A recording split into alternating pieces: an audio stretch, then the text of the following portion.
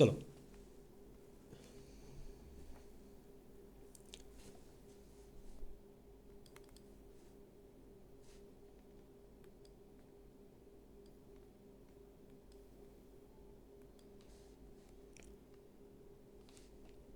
চলো, আজকের এই ভিডিওর মাধ্যমে আমরা ভারতবর্ষের আরও কিছু গুরুত্বপূর্ণ স্থান সম্পর্কে জানব। এর আগে আমরা অলরেডি কিছু আহ,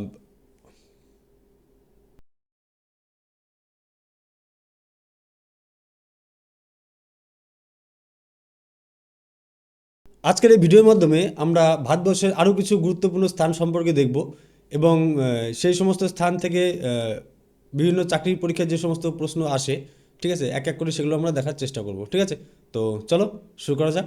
নমস্কার, আমি জয় চক্রবর্তী, জয় কোচিং সেন্টার সবাইকে স্বাগত জানাই। চলো, আজকে আমাদের মেন টপিক যেটা রয়েছে সেটা হচ্ছে ভারতের কিছু গুরুত্বপূর্ণ স্থান। ঠিক আছে, আমরা ফার্স্ট যেটা দেখবো এখানে বুদ্ধগয়া, নালন্দা, অমৃতসর, মাদুরাই, শ্রীরঙ্গম, কন্যাকুমারী এবং রামেশ্বরম। এই কটা স্থান সম্পর্কে আজকে আমরা এই ভিডিওর মাধ্যমে দেখব। চলো, প্রথম দেখো বোধগয়া বা বুদ্ধগয়া। ঠিক আছে, এটা কোথায় অবস্থিত? এটা অবস্থিত বিহারে। ঠিক আছে, এখানে দেখো বিহারের ম্যাপটা দিয়েছি। বিহারের এই জেলাটা হচ্ছে গয়া জেলা। এই গয়া জেলার মধ্যেই রয়েছে কি আমাদের এই বোধগয়া। তো বোধগয়া কোন ধর্মের পবিত্র স্থান? এটা বৌদ্ধ ধর্মের একটি পবিত্র স্থান। আচ্ছা, গৌতম বুদ্ধ কোথায় বুদ্ধি লাভ করেন বা জ্ঞান লাভ করেন কোথায়? এই বুদ্ধগয়াতে গৌতম বুদ্ধ বুদ্ধি লাভ বা জ্ঞান লাভ করেছিলেন। তো বোধগয়ায় বুদ্ধ কোন গাছের নিচে ধ্যান করেছিলেন? এখানে একটা যে গাছ রয়েছিল সেই গাছটাকে বলা হয় বোধিবৃক্ষ বা পিপল ট্রি। ঠিক আছে, তো এটা একটু ভালো করে দেখবে, এগুলো প্রত্যেকটা প্রশ্ন ইম্পর্টেন্ট এবং বিভিন্ন পরীক্ষায় এসেছে এগুলো প্রশ্ন। ঠিক আছে, সবগুলো এক জায়গায় করে দিয়েছি তোমাদের। চলো নেক্সট দেখো, এই বোধিবৃক্ষ কোন নদীর তীরে অবস্থিত? ঠিক আছে, এটা হচ্ছে ফাল্গু নদীর তীরে অবস্থিত। বোধগয়ায় প্রধান মন্দিরের নাম কি? এই বোধগয়ায় যে প্রধান মন্দিরটা রয়েছে তাকে বলা হয় কি মহাবোধি মন্দির বা মহাবোধি টেম্পল। ঠিক আছে, গৌতম বুদ্ধ বুদ্ধি লাভের সময় তার বয়স প্রায় কত ছিল? যখন সে বুদ্ধি বা জ্ঞান লাভ করে তার বয়স ছিল কত? 35 বছর। বোধগয়া কোন জেলার অবস্থিত? তো এটা হচ্ছে বিহারের গয়া জেলায় অবস্থিত। বুদ্ধ বোধিলাভের পর প্রথম ধর্ম দেশনা কোথায় কোথায় দেন? কোথায় ধর্ম প্রচার করেন? কোথায় প্রথম ধর্ম প্রচার করে? উত্তরপ্রদেশের সারনাথে। ঠিক আছে, চলো, বোধগয়ায় বোধিবৃক্ষকে কী নামে ডাকা হয়? বোধগয়ায় বোধিবৃক্ষকে ডাকা হয় অশ্বত্থ গাছ বা পিপল ট্রি নামে। চলো নেক্সট দেখো, এই মহাবোধি মন্দিরের বর্তমান কাঠামো কোন যুগে পুনর্নির্মিত হয়? তো পুনর্নির্মিত হয়েছিল কবে? গুপ্ত যুগে। বোধগয়ায় অবস্থিত বজ্রাসন কি? বজ্রাসন হলো বুদ্ধ যেখানে ধ্যান করেছিলেন সেই পাথরের আসনটাকেই বলা হতো বজ্রাসন। ঠিক আছে, তো নেক্সট দেখো, বোধগয়া কোন বৌদ্ধ তীর্থ চতুষ্টয়ের অংশ? ঠিক আছে, বৌদ্ধ ধর্মের 4টা অংশ কী কী রয়েছে? যেমন ফার্স্ট হচ্ছে লুম্বিনী, বোধগয়া, সারনাথ এবং কুশীনগর। ঠিক আছে, এই চতুর্থ তীর্থ চতুষ্টয়ের এটা অংশ। নেক্সট দেখো, ফল্গু নদীর প্রাচীন নাম কী ছিল? ফল্গু নদীর প্রাচীন নাম ছিল নিরঞ্জনা নদী। তোমরা যদি অপশনে কখনো ফল্গু নদী বা নিরঞ্জনা নদী পাও তো যে কোনো একটা দিবে, হয় ফল্গু নদী দিবে না হয় নিরঞ্জনা নদী দিবে। ঠিক আছে, দুটো একই, একটা প্রাচীন নাম একটা বর্তমান নাম। তো যেটা তোমাদের অপশনে থাকবে সেটাই তোমরা দিয়ে আসবে। ঠিক আছে, চলো, বোধগয়ায় সবচেয়ে বড় বুদ্ধ মন্দিরগুলো একটি কোথায় আছে? একটা হচ্ছে গ্রেট বুদ্ধ স্ট্যাচু বোধগয়া। ঠিক আছে, এই গ্রেট বুদ্ধ স্ট্যাচু।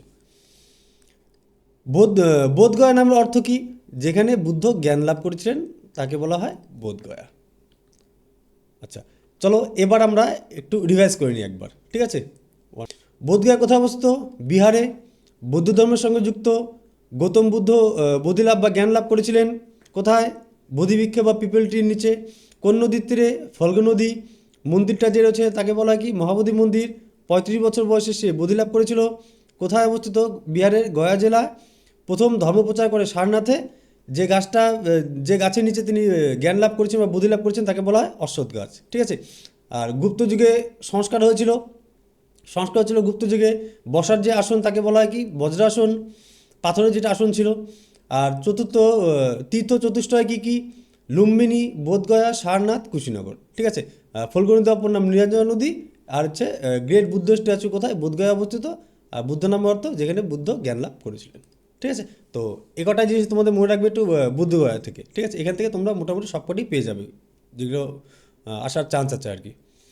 চলো নেক্সট দেখো।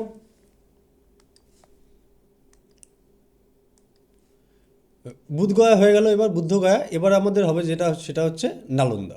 ঠিক আছে, চলো। নালন্দা কোন রাজ্যে অবস্থিত? এই নালন্দাও বিহারে অবস্থিত। এটা যেমন বোধগয়া, তার পাশেই রয়েছে এখানে কি? নালন্দা। ঠিক আছে, তো নালন্দা কোন ঐতিহাসিকভাবে বিখ্যাত? কেন ঐতিহাসিকভাবে বিখ্যাত? এখানে আন্তর্জাতিক বিশ্ববিদ্যালয়ের জন্য এটি বিখ্যাত ছিল। ঠিক আছে, তো নালন্দা বিশ্ববিদ্যালয় কে প্রতিষ্ঠা করেন? নালন্দা বিশ্ববিদ্যালয় প্রতিষ্ঠা করেন প্রথম কুমারগুপ্ত। ঠিক আছে, চলো নেক্সট দেখো। কবে প্রতিষ্ঠা করেন? পঞ্চম শতকে। ঠিক আছে, এখানে শিক্ষার প্রধান কেন্দ্র কী ছিল? এখানে বৌদ্ধ শিক্ষা দেওয়া হতো। হিউয়েন সাং এবং ই চিং, ঠিক আছে, হিউয়েন সাং এবং ই চিং এই নালন্দা বিশ্ববিদ্যালয়ে কি অধ্যয়ন করেছিলেন। ঠিক আছে, চলো। নালন্দা বিশ্ববিদ্যালয় ধ্বংস করেন কে? নালন্দা বিশ্ববিদ্যালয় ধ্বংস করেছিলেন কে? বখতিয়ার খলজি। ঠিক আছে, নালন্দা বিশ্ববিদ্যালয় ধ্বংস করেছিলেন। কবে ধ্বংস করেছিলেন? দ্বাদশ শতকে, প্রায় 1193 খ্রিস্টাব্দে বখতিয়ার খলজি এই নালন্দা বিশ্ববিদ্যালয় ধ্বংস করেছিলেন। আচ্ছা, নেক্সট দেখো। নালন্দা বিশ্ববিদ্যালয় যে গ্রন্থাগার ছিল তার নাম কি ছিল? তার নাম ছিল হচ্ছে ধর্মগঞ্জ। ঠিক আছে, ধর্মগঞ্জ গ্রন্থাগারের কোন অংশটি সবচেয়ে বড় ছিল? তার নাম কি ছিল? যে বড় অংশটা ছিল তার নাম ছিল রত্নসাগর। চলো নেক্সট দেখো। নালন্দা বিশ্ববিদ্যালয়ে কোন কোন বিষয় পড়ানো হতো? কি কি পড়ানো হতো ওখানে? দর্শন, চিকিৎসা, গণিত, জ্যোতির্বিজ্ঞান এবং ব্যাকরণ, এই 5টি বিষয় ওখানে পড়ানো হতো। নালন্দা বিশ্ববিদ্যালয়ে ছাত্র ভর্তির জন্য কী হতো? একটা মৌখিক পরীক্ষা নেওয়া হতো। ঠিক আছে, এখন যেমন লিখিত পরীক্ষা নেওয়া হয়, যেটা এন্ট্রান্স এক্সাম হয়, আর তখন সেই নালন্দা বিশ্ববিদ্যালয়ে মৌখিক পরীক্ষা নেওয়া হতো। নেক্সট দেখো। নালন্দা বিশ্ববিদ্যালয়ে পড়তে কোন কোন দেশ থেকে ছাত্র আসতো? আমাদের আশেপাশে যেমন চীন, কোরিয়া, তিব্বত, শ্রীলঙ্কা, যেমন দক্ষিণ পূর্ব এশিয়ার অনেক কটি দেশ থেকে সব ছাত্রছাত্রী এখানে পড়তে আসতো। নালন্দার ধ্বংসাবশেষ কোন সংস্থার বিশ্ব ঐতিহ্য তালিকাভুক্ত? এটা হচ্ছে ইউনেস্কো দ্বারা স্বীকৃত।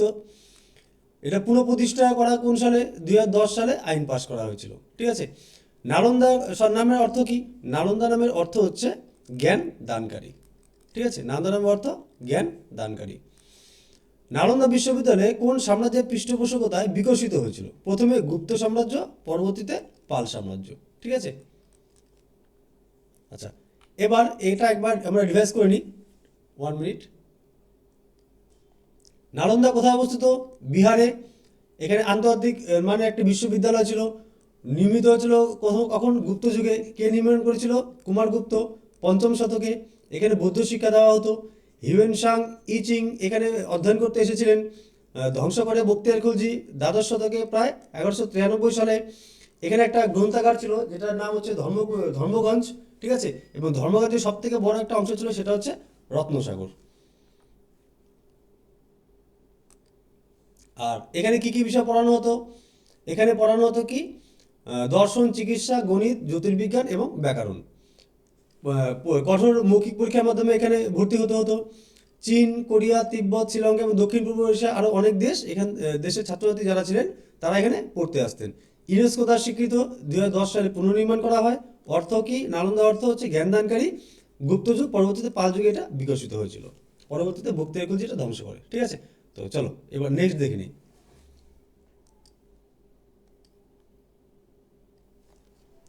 বুদ্ধগয়া হয়ে গেছে, নালন্দা হয়ে গেল। ঠিক আছে, এবার আমরা দেখব অমৃতসর, পাঞ্জাবে শিখ তীর্থস্থান অমৃতসর। চলো দেখো, অমৃতসর কোন রাজ্যে অবস্থিত? অমৃতসর হচ্ছে পাঞ্জাবে অবস্থিত। ঠিক আছে, এই যে পাঞ্জাব, এই পাঞ্জাবে এটা বড় করে দেওয়া আছে এখানে। ঠিক আছে, পাঞ্জাবের এই জায়গাটা যে রয়েছে এটাকে হচ্ছে অমৃতসর। তো অমৃতসর কোন রাজ্যে অবস্থিত? অমৃতসর পাঞ্জাবে অবস্থিত। অমৃতসর শহরটি কে প্রতিষ্ঠা করেন? অমৃতসর এই শহরটি যে আছে, এই শহরটি প্রতিষ্ঠা করেন গুরু রামদাস, চতুর্থ শিখ গুরু ছিলেন উনি।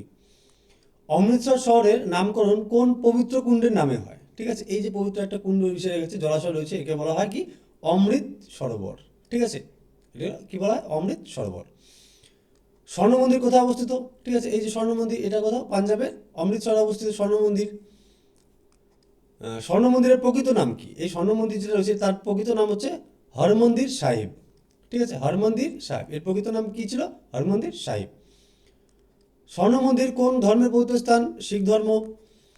শিখ ধর্মের পবিত্র গ্রন্থ গুরু গ্রন্থ সাহিব কোথায় সংরক্ষিত আছে? এখানেই, এই মন্দিরেই সংরক্ষিত করা আছে, হরমন্দির সাহিবে। ঠিক আছে, চলো নেক্সট দেখো। জালিয়ানওয়ালাবাগ কোথায় অবস্থিত? এই অমৃতসর শহরেই অবস্থিত একটা জায়গার নাম রয়েছে, সেটা হচ্ছে জালিয়ানওয়ালাবাগ। জালিয়ানওয়ালাবাগ হত্যাকাণ্ড কবে হয়েছিল? 13 এপ্রিল 1919 সালে। ঠিক আছে, জালিয়ানওয়ালাবাগ হত্যাকাণ্ড হয়েছিল। এই হত্যাকাণ্ডের জন্য ব্রিটিশ অফিসার কোন যে দায়ী ছিলেন তার নাম কি ছিল? General Dier. ওকে, চলো নেক্সট দেখো। অমৃতসরের বিখ্যাত ওয়াঘা বর্ডার। ঠিক আছে, এখানে যে ভারত পাকিস্তানের বর্ডার রয়েছে, এই বর্ডারটা হচ্ছে ওয়াঘা বর্ডার। ঠিক আছে, এই ওয়াঘা বর্ডার কোথায় অবস্থিত? ভারত এবং পাকিস্তান সীমান্তে। ভারতের কোথায় অবস্থিত? ভারতের অমৃতসরে অবস্থিত। অমৃতসর কোন কৃষি পণ্যের জন্য বিখ্যাত? পাঞ্জাব অঞ্চলের অংশ। এটা, এখানে গম উৎপাদন সব থেকে বেশি হয়। ঠিক আছে, অমৃতসরে অবস্থিত শিখদের যে সর্বোচ্চ ধর্মীয় কর্তৃপক্ষের আসন আছে তাকে কি বলা হয়? অকাল তাখ্ত। ঠিক আছে, আকাল তাখ্ত, তাকে বলা হয় আকাল তাখ্ত। চলো, অমৃতসরের স্বর্ণ মন্দিরে যে সোনার আস্তরণ কে দান করেছিলেন? সোনার আস্তরণ দান করেছিলেন মহারাজা রঞ্জিত সিং। ঠিক আছে, চলো এবার নেক্সট দেখো। অমৃতসরে যে আন্তর্জাতিক বিমানবন্দর রয়েছে তার নাম কি? শ্রী গুরু রামদাসজি আন্তর্জাতিক বিমানবন্দর। ঠিক আছে, যেখানে আন্তর্জাতিক বিমানবন্দর রয়েছে তার নাম শ্রী গুরু রামদাসজি আন্তর্জাতিক বিমানবন্দর। চলো নেক্সট দেখো। স্বর্ণ মন্দির এর প্রতিষ্ঠাতাকে? স্বর্ণ মন্দিরের প্রতিষ্ঠাতা অর্জুন দেব পঞ্চম শিখ গুরু এটি সম্পূর্ণ করেছিলেন। ঠিক আছে, এই নির্মাণ কাজটি সম্পূর্ণ করেছিলেন কে? গুরু অর্জুন দেব। এবং চতুর্থ গুরুর আমলে সেটা শুরু হয়েছিল। ঠিক আছে, চলো এবার আমরা যেহেতু পাঞ্জাব অমৃতসর দেখলাম, ঠিক আছে, এবার আমরা শিখদের কিছু ধর্মীয় গুরু থেকে, যে 10জন ধর্মীয় গুরু রয়েছে তাদের, সেই 10জন গুরু থেকে অনেক সময় পরীক্ষায় প্রশ্ন চলে আসে, তো এখানে আমরা সেটা একবার দেখে নেব। ঠিক আছে, চলো। শিখদের প্রথম ধর্মগুরু কে ছিলেন? প্রথম ছিলেন কে? গুরু নানক দেবজি। ঠিক আছে, ইনি কোথায়, কবে জন্মগ্রহণ করেন? 1469 সালে তিনি জন্মগ্রহণ করেন। কোথায়? তালওয়ান্দি। বর্তমানে কি? বর্তমানে এটা পাকিস্তানে রয়েছে। ঠিক আছে, এইখানে রয়েছে তালওয়ান্দি, এটা বর্তমানে পাকিস্তানে। নাম হচ্ছে নানকানা সাহিব। ঠিক আছে, তিনি শিখ ধর্মের প্রতিষ্ঠাতা ছিলেন। তার একটি মূল বাণী ছিল কি? এক ওঙ্কার বা এক ঈশ্বরে তিনি বিশ্বাসী ছিলেন। আচ্ছা, তার অনুসারীদের কী বলা হতো? তার অনুসারীদের বলা হয় শিখ বা শিষ্য। তো প্রশ্ন আসতে পারে যে শিখ কথার অর্থ কী? ঠিক আছে, শিখ কথার অর্থ হচ্ছে শিষ্য। চলো নেক্সট দেখো। সেকেন্ড গুরু কে ছিলেন তাদের? সেকেন্ড গুরু যিনি ছিলেন তিনি হলেন গুরু অঙ্গদ দেব। ঠিক আছে, তার জন্মগত 1504 সালে, গুরু হন 1539 সালে। তিনি গুরু নানক দেবের পর তিনি শিখদের দ্বিতীয় ধর্মগুরু হন। এখান থেকে এটা যেটা ইম্পর্টেন্ট হবে সেটা হচ্ছে তিনি গুরুমুখী লিপি প্রচলন করেছেন। পরীক্ষা যেটা আসবে, গুরুমুখী লিপি কে প্রচলন করেছেন? অপশন থাকবে নানক, তেগ বাহাদুর। ঠিক আছে, এরকম 4টা অপশন থাকবে। তো আমাদের অ্যান্সার কী হবে? গুরু অঙ্গদ দেবজি গুরুমুখী লিপি প্রচলন করেছিলেন। আরেকটা এখান থেকে প্রশ্ন যেটা হয়, লঙ্গরখানা প্রথা যিনি চালু করেছিলেন তিনি হলেন গুরু অঙ্গদ দেবজি। ঠিক আছে, এখান থেকে এই দুটো জিনিস একটু ভালো করে দেখে নেবে। তিনি শারীরিক শিক্ষা এবং ক্রিয়াচর্চার উপরেও জোর দিয়েছিলেন। চলো নেক্সট দেখো। তৃতীয় গুরু কে? গুরু অমরদাসজি। জন্ম কত সালে? 1479 সালে, এবং গুরু হন হচ্ছে 1552 সালে। ঠিক আছে, তিনি যে আমাদের দ্বিতীয় গুরু যিনি ছিলেন তিনি হচ্ছে গুরু অঙ্গদেব, যে লঙ্গরখানা চালু করেছিলেন। এই লঙ্গরখানাকেই আরও শক্তভাবে চালু করেছিলেন কে? পরবর্তীতে গুরু অমরদাসজি। ঠিক আছে, আরও শক্তভাবে এই লঙ্গরখানা প্রথাটাকে চালু করেছিলেন। তিনি একটি কূপ নির্মাণ করেছিলেন, সোপান কূপ। তাকে কি বলা হতো? গোইন্দওয়ালে বাউলি। ঠিক আছে, গোইন্দওয়ালে বাউলি, ঠিক সোপান কূপ নির্মাণ। এখানে প্রশ্ন আসবে যেটা, গোইন্দওয়ালে বাউলি সোপান কূপ কে নির্মাণ করেছিলেন? ঠিক আছে, তো আমাদের অ্যান্সার হবে কি? গুরু অমরদাস। এবং চতুর্থ গুরু কে ছিলেন? চতুর্থ গুরু ছিল আমাদের রামদাস। ঠিক আছে, তিনি অমৃতসর শহর এবং পবিত্র সরোবরের ভিত্তি স্থাপন করেছিলেন। চলো নেক্সট দেখো, পঞ্চম গুরু, ঠিক আছে। শিখদের পঞ্চম গুরু কে ছিলেন গুরু অর্জুন দেবজি। তো জন্ম কত সালে? 1563 সালে এবং গুরু হন হচ্ছে 1581 সালে। তিনি হরমন্দির সাহিব বা স্বর্ণ মন্দির নির্মাণ সম্পূর্ণ করেন, ঠিক আছে, পঞ্চম গুরু অর্জুন দেব। আর চতুর্থ গুরু রামদাস তিনি শুরু করেছিলেন। তো এখান থেকে আরেকটা প্রশ্ন আছে, যেটা আদিগ্রন্থ বা পরবর্তীতে গুরু গ্রন্থ সাহেব তিনি সংকলন করেন, ঠিক আছে। গুরু গ্রন্থ সাহেব কে সংকলন করেছিলেন? গুরু অর্জুন দেব। তো 1606 সালে লাহোরে প্রথম শহীদ হন। শিখদের প্রথম শহীদ গুরু যদি বলে তাহলে আমাদের বলতে হবে কি গুরু অর্জুন দেব। চলো নেক্সট দেখো, পঞ্চম। এবার ষষ্ঠ গুরু কে ছিলেন? হরগোবিন্দজি, ঠিক আছে, গুরু হরগোবিন্দজি। তাই তিনি জন্মগ্রহণ করেন কত সালে? 1595 সালে এবং গুরু হন হচ্ছে 1606 সালে, ঠিক আছে। শিখদের সামরিক শক্তিতে পরিণত করেছিলেন কোন ধর্মগুরু? ঠিক আছে, প্রশ্ন হয় একটা। তো আমাদের এখানে অ্যান্সার হবে যেটা, সেটা হচ্ছে গুরু গোবিন্দজি। তিনি দুটি তরবারি ধারণ করতেন, ঠিক আছে। একটির নাম হচ্ছে মিরি এবং পিরি, ঠিক আছে। একটি ধর্মীয় এবং একটি সামরিক শাসনের প্রতীক ছিল, ঠিক আছে। এখান থেকে এটা খুব ভালো প্রশ্ন হয় এখানে, যে শিখদের কোন ধর্মগুরু দুটি তরবারি ব্যবহার করতেন বা রাখতেন নিজের কাছে? একটির নাম ছিল মিরি এবং অপরটি হচ্ছে পিরি, ঠিক আছে। নেক্সট দেখো, তিনি অমৃতসরের আকাল তখ্ত প্রতিষ্ঠা করেছিলেন। তো অমৃতসরের আকাল তখ্ত কে প্রতিষ্ঠা করেছিলেন? তো আমাদের অ্যান্সার হবে কি গুরু হরগোবিন্দজি। চলো নেক্সট দেখো, সপ্তম গুরু। শিখ ধর্মের সপ্তম গুরু কে ছিলেন? গুরু হর রায়জি, ঠিক আছে। তিনি জন্মগ্রহণ করেন কত সালে? 1630 সালে এবং গুরু হন 1644 সালে। প্রকৃতি এবং ভেষজ চিকিৎসার প্রতি তিনি অনেক আগ্রহী ছিলেন। তিনি একটি বড় ঔষধি বাগান, ঠিক আছে, হার্বাল গার্ডেন গড়ে তুলেছিলেন, ঠিক আছে। মুঘল যুবরাজ দারা শিকোকে চিকিৎসায় সহায়তাও করেছিলেন তিনি, ঠিক আছে। তো ঔষধি বাগান গড়ে তুলেছিলেন এবং দারা শিকোকে চিকিৎসায় সাহায্য করেছিলেন কে? গুরু হররায়জি। এবার দেখো অষ্টম গুরু। শিখ ধর্মের অষ্টম গুরু কে ছিলেন? গুরু হরকিষণজি, ঠিক আছে। তিনি জন্মগ্রহণ করেন কত সালে? 1656 সালে, ঠিক আছে। খুব অল্প বয়সে তিনি গুরু হয়েছিলেন, মাত্র 5 বছর বয়সে। তাই তাকে বলা হতো কি বালগুরু বা শিশুগুরু বলা হতো, ঠিক আছে। তিনি গুটি বসন্তে আক্রান্ত মানুষের সেবার জন্য স্মরণীয়, ঠিক আছে। গুটি বসন্ত আক্রান্ত যারা ছিলেন তাদের সেবা করার জন্য তিনি স্মরণীয় ছিলেন। তো এখানে এটি দুইটা মনে রাখতে হবে, অল্প বয়সে শিখ ধর্মের গুরু হিসেবে তিনি প্রতিষ্ঠিত হয়েছিলেন এবং তাকে বলা হতো কি শিশুগুরু বা বালগুরু, ঠিক আছে। এবার দেখো নবম গুরু। শিখ ধর্মের নবম গুরু কে ছিলেন? নবম গুরু ছিলেন তেগ বাহাদুর। ঔরঙ্গজেবের শাসনকালে তিনি শহীদ হয়েছিলেন কত সালে? 1675 সালে, ঠিক আছে। তেগ বাহাদুরকে হত্যা করা কেন হয়েছিল? তিনি ধর্মীয় স্বাধীনতার পক্ষে দাঁড়িয়েছিলেন। এই সময় কাশ্মীরি পণ্ডিতদের জোরপূর্বক ইসলাম থেকে কাশ্মীরের পণ্ডিতদের হিন্দু থেকে তাদের ইসলাম ধর্মে রূপান্তর করে একটা চেষ্টা করা হচ্ছিল। তিনি এটা প্রতিবাদ করেছিলেন, ঠিক আছে। এবং তিনি ইসলাম গ্রহণ করতে অস্বীকার করেন। তাই মুঘল সম্রাট ঔরঙ্গজেবের আদেশে 1675 সালে তাকে মৃত্যুদণ্ড দেওয়া হয়, ঠিক আছে। এখান থেকে এটা মনে রাখবে, তাকে তেগ বাহাদুরকে হত্যা করা হয় কত সালে? 1675 সালে, ঠিক আছে।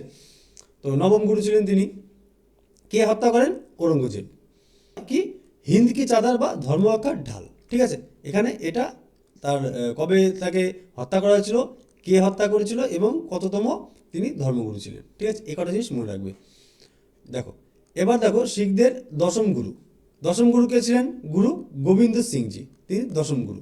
জন্ম কত সালে? তার জন্ম হয়েছিল 1666 সালে। আর এখান থেকে একটা প্রশ্ন যেটা ইম্পর্টেন্ট খুব হয়, সেটা হচ্ছে তিনি খালসা কত সালে প্রবর্তন করেছিলেন? এটা হবে 1699 সালে, ঠিক আছে। এবং পরবর্তীতে তিনি ঘোষণা করেন গুরু গ্রন্থ সাহিবই হচ্ছে চিরন্তন গুরু।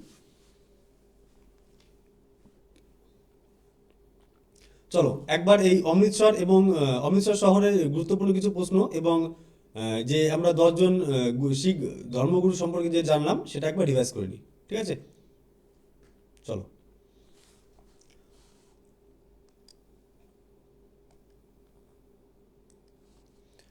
অমৃতসর কোথায়? পাঞ্জাব অবস্থিত। প্রতিষ্ঠা করে কে? চতুর্থ গুরু রামদাস, ঠিক আছে। এখানে একটি সরোবর রয়েছে, তাকে বলা হয় কি অমৃত সরোবর। স্বর্ণ মন্দির রয়েছে এখানে। স্বর্ণ মন্দিরের নাম কি? হরগোবিন্দ মন্দির। এটা শিখ ধর্মের সঙ্গে জড়িত এবং গুরু গ্রন্থ সাহেব এখানে সংরক্ষণ আছে, ঠিক আছে। এখানে আরেকটা জায়গা আছে, সেটা হচ্ছে জালিয়ানওয়ালাবাগ। কত সালে হয়েছিল? 1919 13 এপ্রিল কে হত্যা করেছিল? General Dyer. এখানে যে বর্ডার রয়েছে তাকে বলা হয় কি? ওয়াঘা বর্ডার। গম উৎপাদনে এখানে বিখ্যাত। অকাল তখ্ত যে সর্বোচ্চ আসন রয়েছে তাকে বলা হয় কি? অকাল তখ্ত। ঠিক আছে। সোনার আসন কে দান করেছিলেন? মহারাজা রঞ্জিত সিং। আর এখানে যেটা আন্তর্জাতিক বিমানবন্দর রয়েছে কার নামে রয়েছে? গুরু রামদাসজির নামে। ঠিক আছে। আর পঞ্চম গুরু এই নির্মাণ কাজে, স্বর্ণ মন্দির নির্মাণ কাজ শেষ করে পঞ্চম গুরু। তো এক এক করে এবার শিখ ধর্মের 10 জন গুরু সম্পর্কে একটু রিভাইজ করে নিই একবার, চলো। প্রথম গুরু কে ছিল? প্রথম গুরু ছিল নানক দেবজি। ঠিক আছে। দ্বিতীয় গুরু ছিল অঙ্গদ। প্রথম নানক, দ্বিতীয় অঙ্গদ। ঠিক আছে। 1469 তালওয়ান্দিতে তিনি জন্মগ্রহণ করেন। তার মূল বাণী ছিল এক এবং এক ওঙ্কার বা এক ঈশ্বর। ঠিক আছে। তার অনুগামীদের শিষ্য বা শিখ বলা হতো। গুরুমুখী লিপি প্রচলন করেন কে? অঙ্গদ। এবং লঙ্গরখানা প্রচলন করে অঙ্গদ। এবার দেখো, তৃতীয় কে ছিল? অমর দাস। আর চতুর্থ হচ্ছে রামদাস। তৃতীয় অমর দাস, চতুর্থ রামদাস। ঠিক আছে। আর প্রথম কে? প্রথম নানক, দ্বিতীয় অঙ্গদ, তৃতীয় অমর দাস, চতুর্থ রামদাস। ঠিক আছে। অমর দাস কি লঙ্গরখানা আরো শক্তভাবে চালু করেন। আর এখানে সোপানকূপ নির্মাণ করেন কে? অমর দাস। আর রামদাস স্বর্ণ মন্দির নির্মাণ করেন এবং পবিত্র সরোবরের ভিত্তি নির্মাণ করেছিলেন। পঞ্চম গুরু কি করেছিলেন? হরমন্দির সাহেব নির্মাণ করেন, সম্পূর্ণ করেন পঞ্চম গুরু অর্জুন দেব। আদিগ্রন্থ সংকলন করেন এবং শিখ ধর্মের প্রথম শহীদ কে ছিল? গুরু অর্জুন দেব। ঠিক আছে। ষষ্ঠ হরগোবিন্দজি সামরিক শক্তিতে প্রতিষ্ঠা করেন। তার দুটো তরবারি ছিলেন, একটা মিরি এবং পিরি, এবং অকাল তখ্ত প্রতিষ্ঠা করেন। সপ্তম হররাই, অষ্টম হরকিষণ। সপ্তম হররাই, অষ্টম হরকিষণ। ঠিক আছে। হররাই যিনি ছিলেন ঔষধি বাগান এবং দার্শনিক চিকিৎসায় সহায়তা করেন। অল্প বয়সে হন হরকিষণ। ঠিক আছে। 5 বছর বয়সে তাকে বাল শিশু বলা হতো। তেগ বাহাদুর হত্যা করে কে? ঔরঙ্গজেব, নবম গুরু। ঠিক আছে। কত সালে হত্যা করে? 1675 সালে। তাকে বলা হতো হিন্দ কি চাদার। আর দশম গুরু ছিল গোবিন্দ সিং, 1666 খ্রিস্টাব্দে জন্ম এবং খালসা পতন করে 1699। গুরু গ্রন্থ সাহেব চিরন্তন সত্য বলে তিনি ঘোষণা করেন। ঠিক আছে। তো রিভাইজ হয়ে গেল। একবার তোমাদের যদি মনে হয় আরেকবার, এই যখন আমরা এই পিডিএফটা তোমাকে দিয়ে দেবো, এই পিডিএফটা দেখে আরেকবার জাস্ট দেখে নেবে, হয়ে যাবে। ঠিক আছে। চলো, এখানে আমরা বৌদ্ধগয়া হয়ে গেছে, নালন্দা হয়ে গেল, অমৃতসর হয়ে গেল। ঠিক আছে। এবার আমরা দেখব মাদুরাই। ঠিক আছে। চলো, মাদুরাই কোথায়? তামিলনাড়ুর এখানে রয়েছে মাদুরাই। 1 মিনিট। তামিলনাড়ু, এই যে তামিলনাড়ু। ঠিক আছে। এই তামিলনাড়ুতে এই জায়গায় একটা জায়গা রয়েছে, তার নাম হচ্ছে মাদুরাই। এই মাদুরাইয়ের এখানে একটা মন্দির রয়েছে, সেটা হচ্ছে মীনাক্ষী মন্দির। ঠিক আছে। চলো, তো মাদুরাই কোথায় অবস্থিত? তামিলনাড়ুতে। মাদুরাই কোন নদীর তীরে অবস্থিত? মাদুরাই বৈগাই নদীর তীরে অবস্থিত। ঠিক আছে। মাদুরাই কোন নামে পরিচিত? মাদুরাইকে বলা হয় টেম্পল সিটি বা এথেন্স অফ দ্য ইস্ট। ঠিক আছে। খুব ইম্পর্টেন্ট প্রশ্ন, একটু ভালো করে দেখে নেবে এগুলো। ঠিক আছে। মাদুরাই কোন নামে পরিচিত? টেম্পল সিটি বা এথেন্স অফ দ্য ইস্ট। ঠিক আছে। চলো, মাদুরাইয়ের সবচেয়ে বিখ্যাত মন্দির এই মীনাক্ষী আম্মান মন্দির। এই যে মীনাক্ষী মন্দির এটা। তো এই মীনাক্ষী মন্দির কোন দেবীকে উৎসর্গকৃত? এই মীনাক্ষী মন্দির দেবী পার্বতীর একটি রূপ, দেবী মীনাক্ষী। ঠিক আছে। তো মাদুরাই মীনাক্ষী মন্দিরের সঙ্গী দেবতাকে? পার্বতীর সাথে কে রয়েছেন? শিব। শিবকে এখানে বলা হয় সুন্দেশ্বর রূপে পুজো করা হয় এখানে। ঠিক আছে। এটা হচ্ছে দ্রাবিড় স্থাপত্যশৈলের উদাহরণ। মাদুরাই প্রাচীন কোন রাজবংশের রাজধানী ছিলেন? পাণ্ডু রাজবংশ। ঠিক আছে। পাণ্ডু রাজবংশের রাজধানী ছিল এই মাদুরাই। মাদুরাই তামিল সাহিত্য একটি রয়েছে, তাকে কি বলা হয়? তামিল সঙ্গম। ঠিক আছে। আরেকটি রয়েছে তিরুমালাই নায়ক মহল। ঠিক আছে। তিরুমালাই নায়ক মহল কোথায় রয়েছে? মাদুরাই। চলো, নেক্সট দেখো। মাদুরাই একটি জুঁই ফুল রয়েছে, এই জুঁই ফুলকে বলা হয় কি? মাদুরাই মল্লি। ঠিক আছে। মাদুরাই মল্লি। এখানে কোন ভাষা প্রচলিত? তামিল ভাষা। মাদুরাই গান্ধী মেমোরিয়াল মিউজিয়াম কেন বিখ্যাত? এখানে মহাত্মা গান্ধীর জীবনী এবং সংগ্রামের নিদর্শনের জন্য এটা বিখ্যাত। ঠিক আছে। তো প্রশ্ন আসতে পারে যে এটা গান্ধী মেমোরিয়াল মিউজিয়াম কোথায় অবস্থিত? তো আমাদের অ্যান্সার হবে কি? মাদুরাই, তামিলনাড়ুর মাদুরাই। চলো, নেক্সট দেখো। মাদুরাইয়ের বিখ্যাত আলাগার কোভিল কোন দেবতার মন্দির? আলাগার কোভিল এখানে রয়েছে বিষ্ণু মন্দির রয়েছে আরেকটি। ঠিক আছে। ছবিটা কোভিল কোন দেবতাকে উৎসর্গ করা হচ্ছে? বিষ্ণুকে উৎসর্গ করা হয়েছে। মাদুরাই চিত্তিরাই উৎসব। ঠিক আছে, কোন মন্দিরকে কেন্দ্র করে পালিত হয়? এই মীনাক্ষী মন্দিরকে কেন্দ্র করে পালিত হয়, সেটা হচ্ছে কি চিত্তিরাই উৎসব। নেক্সট দেখো, মাদুরাই দক্ষিণ ভারতের কোন ঐতিহাসিক সাংস্কৃতিক যুগের কেন্দ্র ছিল? তো সঙ্গম যুগের একটি সাংস্কৃতিক কেন্দ্র ছিল এই মাদুরাই। ঠিক আছে, তো চলো একবার রিভাইজ করে নিই আমরা। মাদুরাই কোথায় অবস্থিত? তামিলনাড়ুতে। কোন নদীর তীরে? বৈগাই নদীর তীরে। একে কি বলা হয়? এথেন্স অফ দ্য ইস্ট বা টেম্পল সিটি বলা হয়। ঠিক আছে, তো মীনাক্ষীর আম্মান মন্দির রয়েছে, এটা কি পার্বতী দেবীকে উৎসর্গ করা হয়েছে। তার সঙ্গী দেবতা রয়েছে শিব। দ্রাবিড় স্থাপত্যশৈল, পাণ্ড্য রাজবংশের রাজধানী ছিল। ঠিক আছে, তো এখানে যে সাহিত্য রয়েছে তাকে বলা হয় কি তামিল সাহিত্য। তিরুমালাই মন্দির, আরেকটি তিরুমালাই নায়ক মহল, এখানে আরেকটি জায়গা রয়েছে, এটাও মাদুরায় অবস্থিত। একটি জুঁই ফুল রয়েছে, তাকে কি বলা হয়? মাদুরাই মল্লী। ঠিক আছে, তামিল ভাষা প্রচলিত। গান্ধী মেমোরিয়াল মিউজিয়াম রয়েছে এখানে। আলাগার কোভিল আরেকটি বিখ্যাত কোন দেবতার মন্দির? সেটা হচ্ছে বিষ্ণু মন্দির রয়েছে, তার নাম হচ্ছে আলাগার কোভিল। এখানে যে উৎসব পালন করে তাকে বলা হয় চিত্তিরাই উৎসব, আর এটা সঙ্গম যুগের সাংস্কৃতিক কেন্দ্র ছিল। ঠিক আছে, তো রিভাইজ হয়ে গেল। চলো নেক্সট এবার দেখে নিই। নেক্সট আমরা দেখবো বুদ্ধগয়া, নালন্দা, অমৃতসর, মাদুরাই। ঠিক আছে, হয়ে গেল। এবার আমাদের যে টপিকটা হবে সেটা হচ্ছে শ্রীরঙ্গম। ঠিক আছে, চলো।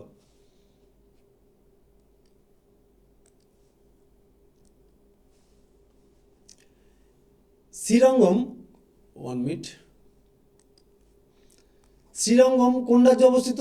শ্রীরঙ্গম তামিলনাড়ু রাজ্যে অবস্থিত। এই যে তামিলনাড়ু দেখছো, এই তামিলনাড়ু আরেকটি জায়গা রয়েছে, সেটা হচ্ছে শ্রীরঙ্গম। ঠিক আছে, এখানে রঙ্গনাথ স্বামী মন্দির রয়েছে। তো শ্রীরঙ্গম কোন শহরের কাছে অবস্থিত?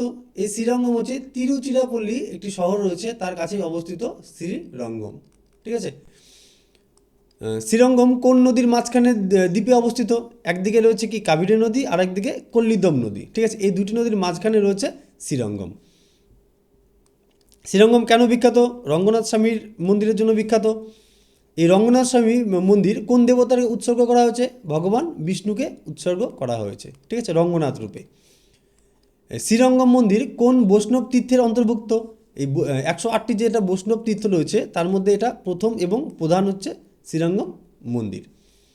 এটি দ্রাবিড় স্থাপত্যশৈলীর উদাহরণ।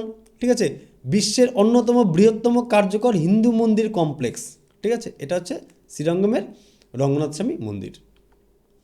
চলো নেক্সট দেখো, শ্রীরঙ্গম মন্দিরের বৃহত্তম গোপুরমের নাম কি? এটা হচ্ছে রাজ গোপুরম। ঠিক আছে, বৃহত্তম গোপুরম। শ্রীরঙ্গম মন্দিরে প্রধান কোন ভক্তি আন্দোলনের সঙ্গে যুক্ত? এটা বৈষ্ণব সম্প্রদায়ের সঙ্গে যুক্ত। শ্রী রামানুজাচার্য কোন মন্দিরের সাথে ঘনিষ্ঠভাবে যুক্ত ছিলেন? তিনি ছিলেন এই শ্রীরঙ্গম মন্দিরের সঙ্গে ঘনিষ্ঠভাবে যুক্ত ছিলেন তিনি। শ্রীরঙ্গম কোন রাজবংশের শাসনকালে বিশেষভাবে উন্নীত হয়? এখানে কোন রাজবংশের শাসনকালে উন্নত হয়েছিল? চোল রাজবংশের শাসনকালে। শ্রীরঙ্গম মন্দির কোন উৎসবের জন্য বিখ্যাত? শ্রীরঙ্গম মন্দির বৈকুণ্ঠ একাদশী উৎসবের জন্য বিখ্যাত ছিল।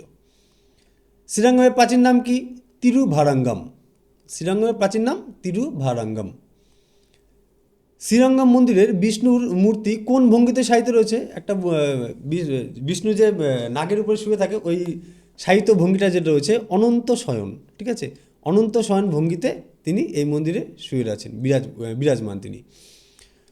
শ্রীরঙ্গম মন্দিরে বিষ্ণু কোন সাপের ওপর শায়িত আছেন? সেটা হচ্ছে আদিশেষ সাপ। ঠিক আছে, শ্রীরঙ্গম দক্ষিণ ভারতের কোন প্রধান নদীর পবিত্র তীর্থদ্বীপ? এটা হচ্ছে একদিকে রয়েছে কাবেরী নদী, প্রধান কাবেরী নদী, আরেকটি দ্বীপ রয়েছে, আরেকটি নদী সেটা হচ্ছে কোল্লিদম নদী। ঠিক আছে, এই দুটো নদীর মাঝখানে রয়েছে এটা। তো প্রধান নদী আমাদের কাবেরী নদী। ঠিক আছে, তো চলো একবার রিভাইজ করে নিই আমরা। শ্রীরঙ্গম কোথায় অবস্থিত? তামিলনাড়ু রাজ্যে, তিরুচিরাপল্লী শহরের কাছে। দুটো নদীর মাঝখানে রয়েছে, একটা হচ্ছে কাবেরী, একটা কোল্লিদম। রঙ্গনাথ স্বামী মন্দির এখানে বিখ্যাত। রঙ্গনাথ স্বামী মন্দির কাকে উৎসর্গ করেছে? বিষ্ণু মন্দির এটা। ঠিক আছে, 108টি বিষ্ণু 108টি বৈষ্ণব তীর্থের মধ্যে এটা প্রধান। ঠিক আছে, দ্রাবিড় স্থাপত্যশৈল, বিশ্বের বৃহত্তম হিন্দু কমপ্লেক্স মন্দির। একটা বৃহত্তম গোপুরম, রাজগোপুরম, বৈষ্ণব সম্প্রদায় এর সঙ্গে যুক্ত। শ্রী রামানুজাচার্য এর সঙ্গে যুক্ত ছিলেন। চোল রাজবংশ এই সময় শাসন ছিল। বৈকুণ্ঠ উৎসব এখানে পালন করা হয়। প্রাচীন নাম তিরুভারাঙ্গম। এখানে বিষ্ণু অনন্ত শয়ন ভঙ্গিতে শয়িত অবস্থায় রয়েছেন। আর যে সাপটা রয়েছে তাকে বলা হয় আদিশের সাপ। ঠিক আছে, আর এটা কাবেরী নদীর তীরে অবস্থিত। ঠিক আছে, তো চলো রিভাইজ করে নিলাম। এবার আমরা নেক্সট দেখব, সেটা হলো কন্যাকুমারী। ঠিক আছে, মাদুরাই, শ্রীরঙ্গম, অমৃতসর, নালন্দা, বুদ্ধগয়া, এ কটি হয়ে গেল। এবার আমাদের শুরু হবে কন্যাকুমারী। ঠিক আছে, কন্যাকুমারী তামিলনাড়ুর একটি বিখ্যাত মন্দির রয়েছে। চলো দেখা যাক কন্যাকুমারী কোন রাজ্যে অবস্থিত। কন্যাকুমারীও এই তামিলনাড়ু রাজ্যেই অবস্থিত। এই যে একদম শেষের দিকে দেখছো, এটা হচ্ছে কন্যাকুমারী। ঠিক আছে, এটা কন্যাকুমারী। তো কন্যাকুমারী আরেকটি নাম কি? কন্যাকুমারী আরেকটি নাম হচ্ছে কাংসি কুমারী। ঠিক আছে, কন্যাকুমারী আরেকটি নাম হচ্ছে কাংসি কুমারী। কন্যাকুমারীর বিখ্যাত মূর্তি এবং স্মৃতিস্তম্ভ একটি রয়েছে, তার নাম হচ্ছে বিবিষ্করমন মূর্তি। এটা কি? বিবেকানন্দ রক মেমোরিয়াল বলা হয় এটাকে। আর স্থানীয় ভাষা থেকে এটি কী বলা হয়? বিবিষ্করমন মূর্তি। বিবিষ্করমন মূর্তিটি কার স্মৃতিতে নির্মিত? এটা হচ্ছে স্বামী বিবেকানন্দের স্মৃতিতে নির্মিত ছিল। এটা হচ্ছে বিবিষ্করমন মূর্তি। ঠিক আছে, এই মন্দিরটা রয়েছে, এর ভিতরে রয়েছে স্বামী বিবেকানন্দের রক মেমোরিয়াল। দেখে যাও, সূর্যোদয় এবং সূর্যাস্তের দৃশ্য খুব বিখ্যাত। ঠিক আছে, ভারতের কোন পাথম বা কেপ কমোডিন এর স্থানীয় নাম হচ্ছে কন্যাকুমারী। ঠিক আছে, কেপ কমোডিন ওর স্থানীয় নাম কি? কোন পাথম, এটাকেই বলা হয় কি? কন্যাকুমারী। কন্যাকুমারী মূল ভাষা কি? এখানে তামিল। ঠিক আছে, কন্যাকুমারী থেকে পরবর্তী রাষ্ট্র সীমানা কোনটি? এটা হচ্ছে শ্রীলঙ্কা। সমুদ্র পার্থক্যে সূর্যোদয় সূর্যাস্তের দৃশ্য এখানে বিখ্যাত। এখানে যেটা রয়েছে হাইওয়ে, যেটা হচ্ছে ন্যাশনাল হাইওয়ে 66 এবং ন্যাশনাল হাইওয়ে 44, ভারতের শেষ প্রান্তের সংযোগ এটা। ঠিক আছে, তো এখানে সাগর সমুদ্রের মিলন এবং আকাশের নীলাভ রং দেখার জন্য এটা বিখ্যাত। তো এটা একটু একবার পড়ে নেবে, অত ইম্পর্টেন্ট নয়। তো চলো একবার রিভাইজ করে নিই।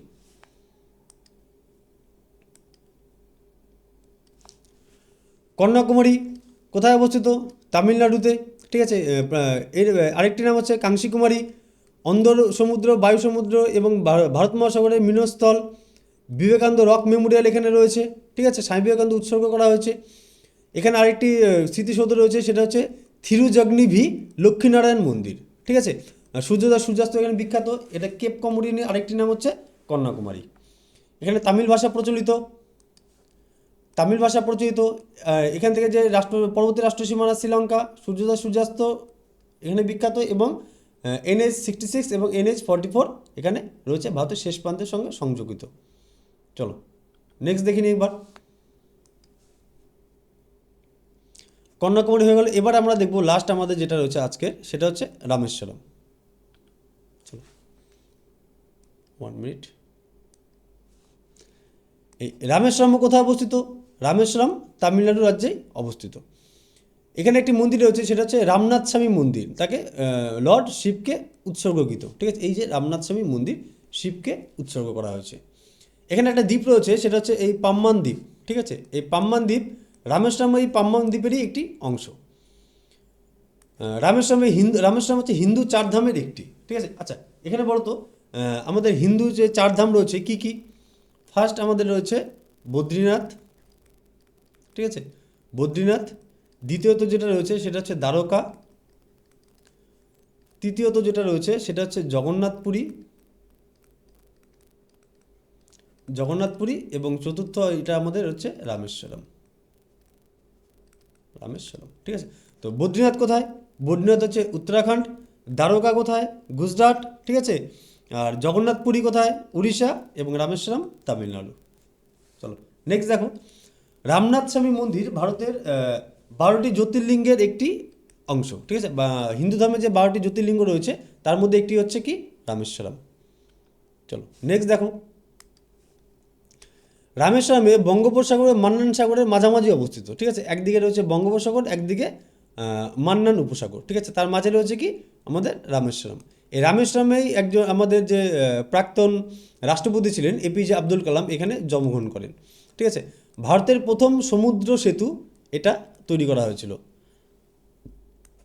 ভারতের প্রথম সমুদ্র সেতু এটা, পাম্বান রেল ব্রিজ। ধানুষকোটি থেকে শ্রীলঙ্কা পর্যন্ত বিস্তৃত প্রাচীন বালুচরকে রাম সেতু বা অ্যাডামস ব্রিজ বলা হয়। ঠিক আছে, এই যে দেখছো এটা হচ্ছে রাম সেতু বা অ্যাডামস ব্রিজ। এখানে অগ্নিতীর্থম রামেশ্বরমের বিখ্যাত সমুদ্র স্থান। ঠিক আছে, তো এখানে যে অগ্নিতীর্থম কি? অগ্নিতীর্থম হলো একটি সমুদ্র স্নানের স্থান। ঠিক আছে, চলো রামেশ্বরম মন্দির দ্রাবিড় স্থাপত্যশৈলীর উৎকৃষ্ট উদাহরণ। আর এখানের মূল যেটা ধর্মীয় উৎসব রয়েছে সেটা হচ্ছে মহাশিবরাত্রি। তো চলো একবার রিভাইজ করে নিই রামেশ্বরম। 1 মিনিট। রামেশ্বরম কোথায় অবস্থিত? তামিলনাড়ুতে। রামনাথ স্বামী মন্দির শিবকে উৎসর্গকৃত, এটি পাম্বান দ্বীপের অংশ, হিন্দুদের 4 ধামের মধ্যে একটি, ঠিক আছে, এবং 12 জ্যোতির্লিঙ্গের মধ্যে একটি। এখানে দুদিকে দুটো, একদিকে রয়েছে বঙ্গোপসাগর, একদিকে রয়েছে মান্নান উপসাগর। এপিজে আব্দুল কালামের জন্মস্থান, ভারতের প্রথম সি ব্রিজ, ঠিক আছে, রাম সেতু রয়েছে এখানে, রাম সেতু বা অ্যাডামস ব্রিজ। এখানে যে সমুদ্র স্নানের স্থান রয়েছে তাকে বলা হয় কি? অগ্নিতীর্থম, ঠিক আছে। দ্রাবিড় স্থাপত্যশৈলী এবং যে উৎসব পালন করা হয় সেটা হচ্ছে মহাশিবরাত্রি। চলো চলো আজকে ক্লাস আমরা এখানে শেষ করছি, ঠিক আছে। পরবর্তী আরও কিছু এক এক করে আমরা সবকটি পার্টি কমপ্লিট করব। তো চলো দেখা হচ্ছে নেক্সট ক্লাসে।